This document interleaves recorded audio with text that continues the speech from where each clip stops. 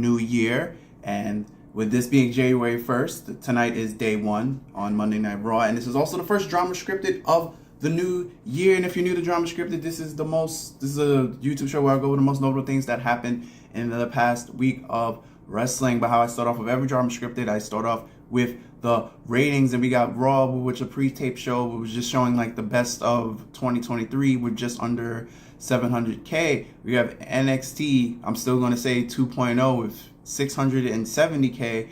And we got AEW Dynamite with 843,000. So those are your ratings for your three biggest TV shows. And then SmackDown last Friday, the one that wasn't taped, got, same 2.1 million. But on this Dramascripted, I am going to go over the results of the last AEW pay-per-view, which was World's End. A lot of matches, because you know how AEW always does things. They always ultra stack the card. We got 13 matches to go.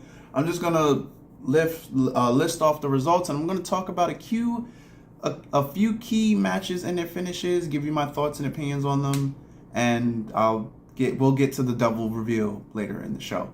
But first on the card, it was William Nightingale versus Chris Statlander. William Nightingale got the win. Then Killswitch won the 20-man Battle Royal to cash in a shot at the TNT title at any given time. Then we have Hook defeated Yerluida by submission and a FTW rule for the FTW title. We have Blackpool Combat defeat Brody King, Jay White, Jay Lethal in an 8-man tag. We got Morrow crushed Andrade, which apparently Andrade finally got released from his contract and he wants to go back to WWE. I don't know. We'll see how that turns out. I feel like he's very underutilized in both shows. They really didn't do anything with him in AEW. And I feel like he's just going to get lost in WWE. So I guess we'll see where his career goes from here. We got Timeless Toni Storm, best thing that's ever happened in AEW's women wrestling. Defeat Rio by pinfall, and she retains the AEW women's title. Swerve Strickland versus Keith Lee. Got changed at the last minute due to injury. Dustin Rhodes. I have some thoughts about this. Keith Lee saying he's been hurt, he's been battling an injury since Worlds Collide. And I don't even think he was on the Worlds Collide card. And he's been consistently wrestling on either Collision or on Rampage for like the past 5 weeks. And now it's a major pay-per-view. A show that you want to work through. If you could work the past 5 weeks, it's the show that you want to work through the injury. He didn't work it.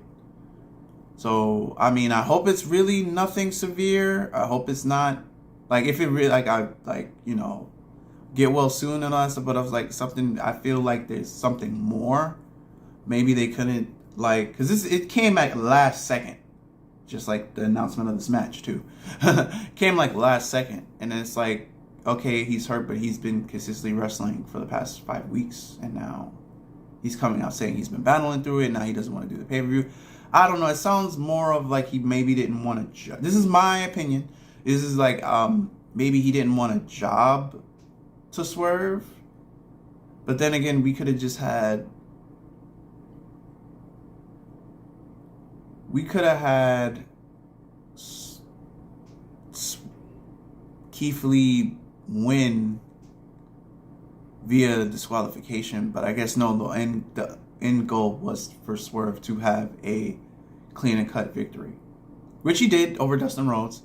But that means the Keith Lee and Swerve feud thing never got resolved, which isn't the first time that's ever happened in the wrestling industry. We do get sometimes storylines that don't get resolved, or the bookers just try to make us forget that it never happened in the first place. And I guess this is just one of those instances. I don't know if we're ever going to get Keith Lee versus Swerve at this point. Then we have the Las Six Gods, Chris Jericho And Sammy Guevara, Sting, and Darby Allin defeated Ricky Starks, Big Bill, and Don Callis and Farrelly. Obviously, that was supposed to be Kenny Omega, but Kenny Omega has a stomach illness, so couldn't do this match. Julia Hart defeated Abandon for the TBS title, so Julia Hart still retained. Adam Cole defeated Christian Cage for the TBS title just to have it cashed in on him by Killswitch, and Christian has the belt again. And the table botch. Which, shit happens. Botch is a botch.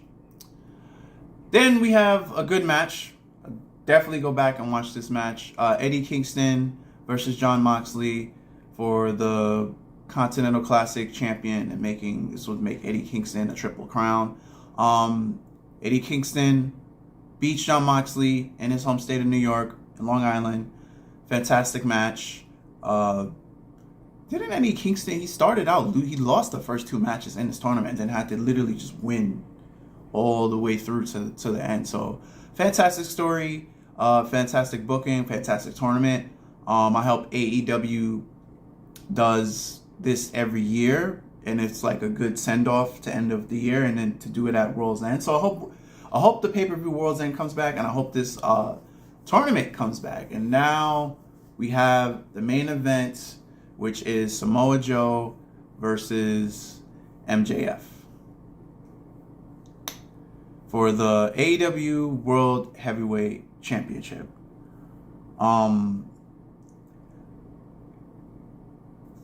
What can I say? It was a good match. It was an okay match. And then, the things with the devil, and then the distraction, and then Samoa Joe wins by submission, and then basically you just want the devil reveal. And it happened to be Adam Cole, baby. So where do we go from here to get to the March pay-per-view? So what are we gonna do? We're gonna do Adam Cole versus, give me a second. You're gonna do Adam Cole versus MJF, and then we're gonna do Swerve versus Samoa Joe. But then it's like Samoa Joe really doesn't have nothing to do. So next pay-per-view is Revolution. That's in March. I feel like you kind of booked yourself in a deeper hole, because remember the Dynamite before, Joe made a deal with the devil, who is now Adam Cole. Adam Cole is going to want to cash in that favor. So I feel like Adam Cole would get the first title shot because, hey, you made a deal with the devil. Usually those deals don't go well because, the payback favor to the devil is always higher than what you asked the devil for. So, and then obviously MJF is going to want to get his kickback. So, and then we still have the most hot thing in AEW, Swerve. So it's like, how do we book all this in 3 months to get to Revolution? Technically 2.5. It's at the first of the month. It's on March 3rd. So technically, indirectly, you have 2 months because it's January 1st. And it's at the beginning of the month. It's March 3rd. So in 8 weeks, we got a lot of booking and planning to do. Obviously, Hangman is still kept off of TV to sell his injuries. Tony Khan is going to have to make it all make sense, but I felt like we were better off having Swerve as the devil, or this is going to probably sound stupid, or mind fucking us all and having MJF be the devil. And that means, but then now that would have made Samoa Joe look like shit. If MJF was the devil, and then he made the deal with the devil, and then he had Samoa Joe beat him the fuck up and put him all through his injuries, and then MJF still beat him, that would have made Samoa Joe look like shit. So I guess it was smart they didn't do that idea. But Adam Cole, the devil, guess that shows that Adam Cole really never trusted MJF, because it goes back to the whole friendship storyline that they've been doing for the past half a year. But bookings, I don't mean, if knowing TK, he might make the main event a triple threat match. MJF, Samoa Joe, and Swerve. Who knows? In other non-drama scripted news, CJ Perry's finally recovering from an infection that she got from a splinter at a backstage at a AEW event, which happened, I want to say, 3 weeks ago. She's been in the hospital. She finally got out of the hospital. If you want to look at her Instagram, her finger her middle finger really looks horrible. Like, it got all swollen and stuff like that. The infection got into her bloodstream, and it was really bad. But yeah, that's gonna wrap this up for this week's Drama Scripted. If you like what you have witnessed, please leave a like and a comment below. And until next time, whenever I find time to do a Drama Scripted, I'm Dante, aka Game FIFA No Games, and I'm out of here. Later. Peace. Be safe and Happy New Year's, everyone.